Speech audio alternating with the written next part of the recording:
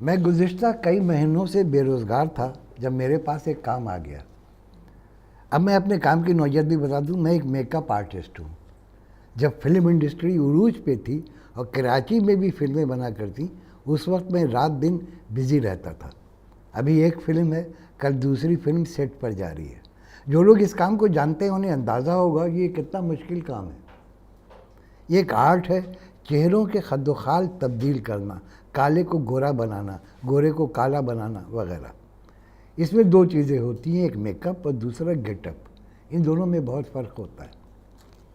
Makeup सिर्फ चेहरे की लिपापोती का नाम है। कैमरे और लाइट के लिहाज से चेहरे पर ऐसा मेकअप करना पड़ता है कि चेहरा खूबसूरत नज़र आए, जबकि गेटअप की रेंज बहुत वसी होती है। उसमें जवान को बूढ़ा और बूढ़े को जवान करना पड़ता है। किसी को फ़कीर, किसी को बादशाह, किसी को नाबीना, किसी को शैतान, कुछ और अच्छे गेटअप करने वाले मुश्किल से मिला करते हैं। मेकअप तो हर कोई कर लेता है, घर में लड़कियां तक मेकअप कर लेती हैं, जगह जगह ब्यूटी पार्लर्स खुले हुए हैं। मेरी खुसूसियत ये थी कि मैं बेहतरीन मेकअप भी कर सकता था और बेहतरीन गेटअप भी, इसीलिए फिल्मों में मेरी मांग थी। लेकिन जब से इस फील्ड में फैशनेबल लड़के आ गए, मेरा काम कम होता चला गया। अब हुनर की किसी को कदर ही नहीं थी, बस काम चलना चाहिए, और काम चल रहा था। बेरोज़गारी के दौर में मेरे एक पुराने जानने वाले का फ़ोन आ गया। किसी ज़माने में वो भी मेरे साथ फिल्मों में असिस्टेंट हुआ करता था। जाकिर भाई, तुम्हारे लिए काम निकल आया है, किसी प्रोडक्शन हाउस का है। डिटेल तो मुझे नहीं मालूम, लेकिन इतना जानता हूँ कि अच्छे पैसे मिल जाएंगे। मैं एड्रेस समझा देता हूँ, तुम चले जाओ। उसने एड्रेस समझा दिया। ये शहर के एक इंतहाई पॉश इलाके का एड्रेस था।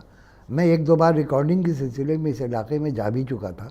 बहुत बड़ी बड़ी कोठियाँ बनी हुई थी, बहुत दौलतमंद लोग रहते थे। उस कोठी में उस वक्त लोगों की भीड़ लगी हुई थी। उसका अंदाज़ा गाड़ियों की तादाद से हो गया। लेकिन हैरत अंगेज़ तौर पर वैसी गाड़ियाँ दिखाई नहीं दे रही थी जिनमें लाइटिंग और कैमरे वगैरह, जिनको ओबी वैन कहा जाता है। गेट खुला हुआ था और बाहर से नज़र आ रहा था कि अंदर बहुत से लोग हैं। अंदर अहाते में एक एम्बुलेंस भी खड़ी थी। शायद रिकॉर्डिंग के लिए एम्बुलेंस की ज़रूरत होगी। लेकिन वहाँ जो चेहरे नज़र आ रहे थे, मेरे बिल्कुल अजनबी थे। सब कारोबारी या दौलतमंद लोग दिखाई दे रहे थे। एक आदमी मेरी तरफ आ गया, क्योंकि मैं अपनी हुलिये से औरों से अलग नज़र आ रहा था। जी भाई, आप कौन हैं? भाई, मैं एक मेकअप आर्टिस्ट हूँ, मुझे यहाँ का पता दिया गया था। अच्छा अच्छा, तुम आओ मेरे साथ, साहब तुम्हारा इंतज़ार कर रहे हैं। वो मुझे एक ऐसे कमरे में ले आया जहाँ एक बेड पर एक लाश पड़ी हुई थी।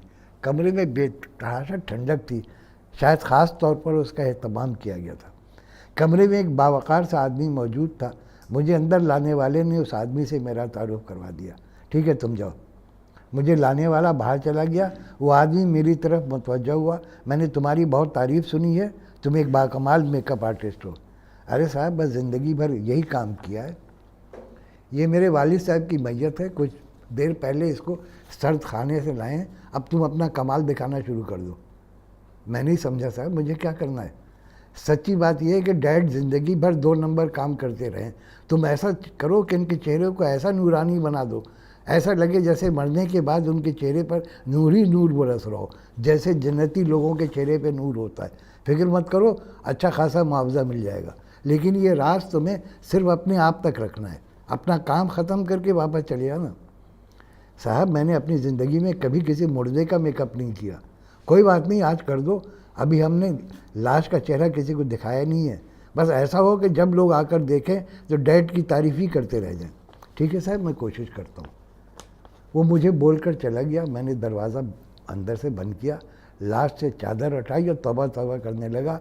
इंतहाई मनहूस सूरत थी उस आदमी की, चेहरे से करख्तगी मरने के बाद भी बरस रही थी।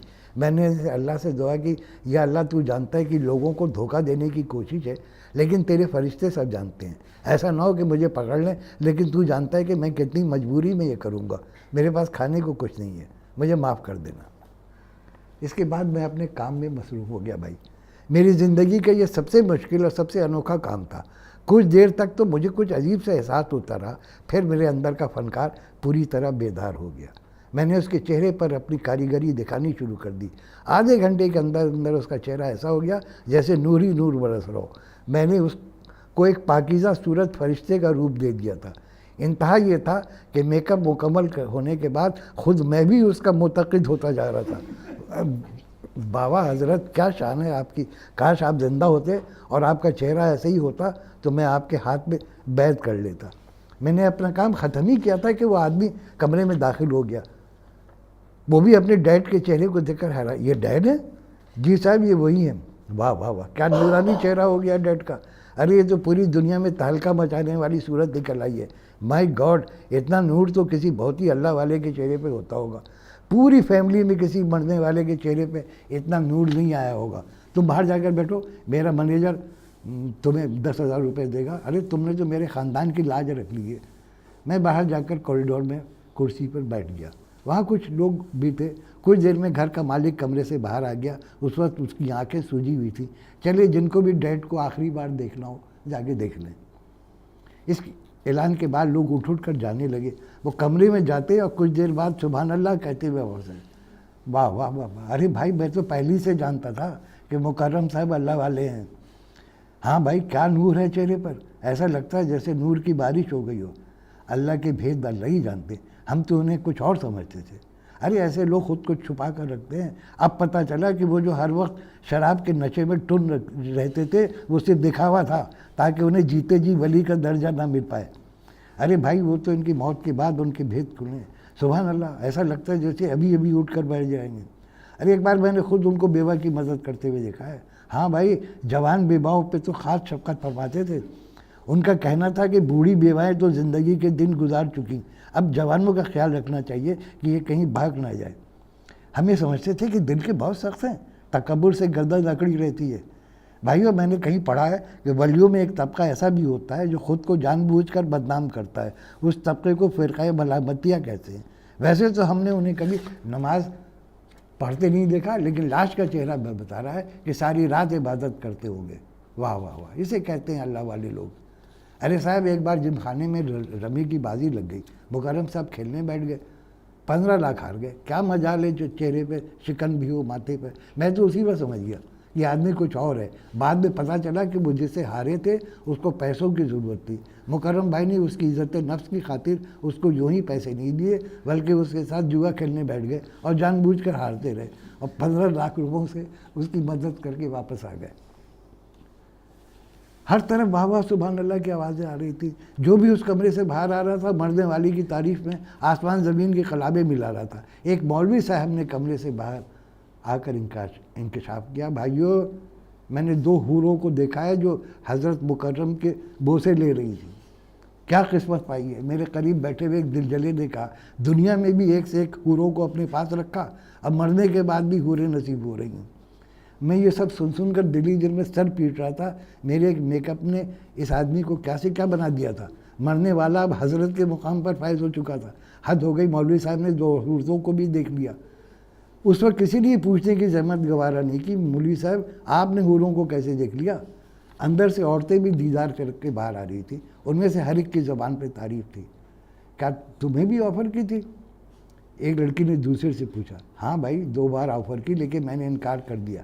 मेरा ख्याल था कि जिस तरह की मैंने इनके बारे में कहानियाँ सुनी है सच है, बंदा ही ख़राब है, ठरकी है, लेकिन अब पता चला कि वो तो कुछ और थे। बड़े लोगों की बड़ी बातें होती हैं। हाय हाय, अगर मुझे उनकी हैसियत का पता चलता तो मैं तो उनके कदमों से लिपट जाता। हाँ यार, ऐसे लोगों के भेद उनकी मौत पर ही खुलते हैं। मेरा दिल चाहा कि मैं ऐलान कर दूं कि ख़वातीन हज़रात, इन साहब को नूर अला नूर बनाने का कारनामा मेरा है, वरना इनके चेहरे पे तो फिटकार बरस रही थी। वो तो मेरा हुनर है कि मैंने इनको बुजुर्गी के मुकाम पे फायज कर दिया। लेकिन मैं जानता था कि अगर मैंने ऐलान किया तो मुझे धक्के देकर निकाल दिया जाएगा, इसीलिए खामोशी ही बेहतर थी। सब लोग उनकी बुजुर्गी के कायल हो चुके थे। इस दौरान मैंने एक फ़ोटोग्राफ़र को देखा जो लाश की तस्वीरें लेने आया था। उसे अंदर कमरे में बुला लिया। वो भी कमरे से वाह वाह सुभान अल्लाह कहता हुआ बाहर निकला था। कुछ लोगों का ख्याल था कि शायद 17-18 सदियों के बाद ऐसा पुरनूर चेहरा देखने को मिला होगा, और वो भी एक ऐसे बुजुर्ग का जिसके बारे में तसव्वुर भी नहीं हो सकता था कि उसकी ऐसी शान होगी। जिन मौलवी साहब ने हूरों का शोशा छोड़ा था वो इत्तेफाक से मेरे पास आकर खड़े हो गए।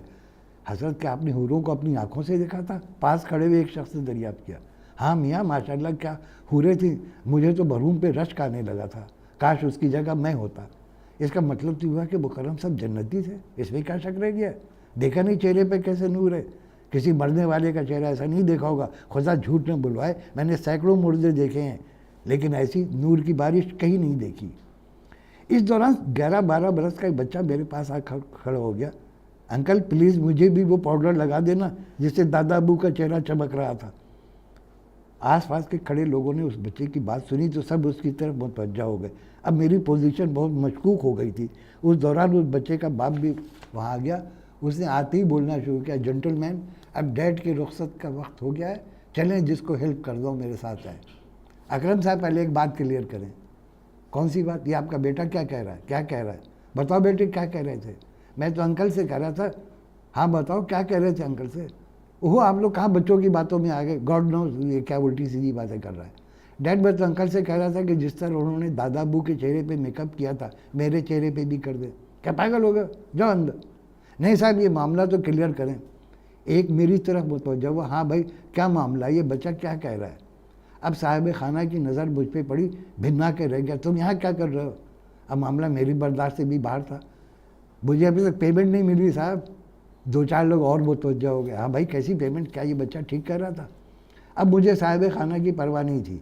मैंने महसूस कर लिया कि मैं इंसानों के साथ साथ अपने खुदा को भी धोखा दे रहा हूँ। जी साहब ऐसा ही है, मुझसे ये काम लिया गया है लेकिन मेरा ज़मीर मलामत कर रहा है। ज़रा सी देर में बिसात उलट गई। जो लोग कुछ देर पहले मरहूम की शान में कसीदे पढ़ रहे थे उसे फरिश्ता सिफत जाहिर करने में लगे हुए थे, अब वही भिन्ना भिन्ना कर और फलोल बकने लगे। अरे अकरम साहब जब आपके वालिद ऐसे थे तो मसनूई वली अल्लाह बनाने की क्या ज़रूरत थी? हाँ भाई कौन नहीं जानता मुकर्रम साहब को, क्या क्या कारनामे इस शख्स के, ऐसी कौन सी रात है जब इसने अय्याशी ना की हो।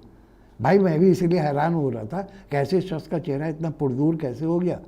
अरे भाई दुनिया की ऐसी कौन सी बुराई थी जो मरहूम में ना हो। मुझे याद है मैं एक बार उनसे मदद मांगने गया, सिर्फ 10,000, लेकिन ये बंदा मेरे सामने 20,000 की शराब पी गया, इसने मेरी मदद नहीं की। मामला चूँकि अब ख़तरनाक हो गया था इसलिए बेहतर था कि मैं वहाँ से खिसक लूँ। अब मैं खिसक लिया, किसी ने मेरी तरफ ध्यान नहीं दिया। मेरे साथ वो मौलवी साहब भी निकल लिए जिन्हें हूरें दिखाई दी थी। वो मुझे गेट से कुछ फासले पर एक तरफ जाते हुए मिल गए। मैंने उन्हें पकड़ लिया, क़िबला मेरा मामला तो कुछ और था लेकिन आपने हूरें कहाँ से देखनी। शर्मिंदा होकर बोले, भाई अब तुमसे क्या छुपाना, मेरा तुम्हारा मामला कुछ ऐसा ही है। मुझे ये सब बोलने के 3,000 मिले थे। मैंने कहा था ये मेरी ज़िंदगी का सबसे अजीब काम है। ये ठीक है कि मैं वहाँ से अपनी पेमेंट लेके बगैर चला आया, लेकिन इससे मुझे 2 फ़ायदे हुए। पहला फ़ायदा ये हुआ कि मुझे एक हैरत अंगेज़ तजर्बा हो गया। दूसरा फ़ायदा हुआ कि इसके बाद से मुझे इस किस्म के कॉन्ट्रैक्ट मिलने लगे हैं। अब ये काम घर पे नहीं होता बल्कि बहुत राजदारी और खामोशी से कहीं और किया जाता है। न जाने कितने मरने वालों को मैं नूर अला नूर बना चुका हूँ और लोग हैरान हैं कि शहर में बेवक्त इतने अल्लाह वाले कहाँ से आ गए। मैं अपने पढ़ने वालों को एक बात बता दूँ, ये जो अल्लाह के नेक बंदे होते हैं ना, उन्हें किसी किस्म के मेकअप की ज़रूरत नहीं होती। उनके चेहरों पर ज़िक्र इलाही का मेकअप खुद ब खुद होता रहता है। ये है।